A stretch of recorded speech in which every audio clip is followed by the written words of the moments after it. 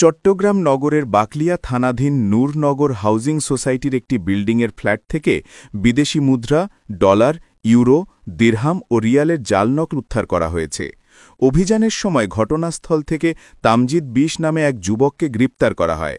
মঙ্গলবার ১৪ অক্টোবর সন্ধ্যায় র‍্যাব 7-এর একটি টিম অভিযান পরিচালনা করে এসব নোট উদ্ধার করে। উদ্ধারকৃত জাল মুদ্রা বাংলাদেশি ২০ কোটি টাকা সমমূল্যের।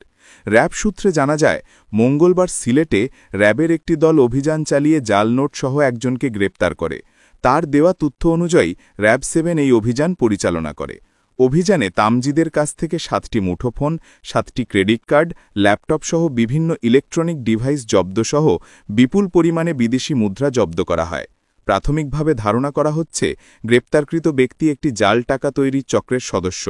তাকে জিজ্ঞাসাবাদের জন্য র‍্যাব হেফাজতে নেওয়া হয়েছে।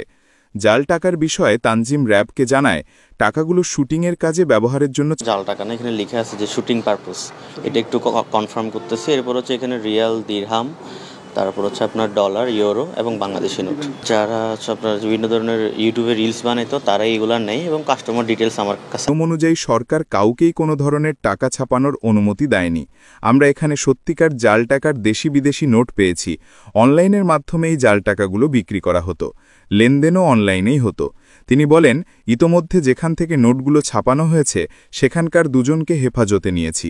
আমরা জিজ্ঞাসাবাদ করে দেখছি আরও কারা এসবের সঙ্গে জড়িত। তদন্ত শেষে আরও বিস্তারিত জানানো হবে।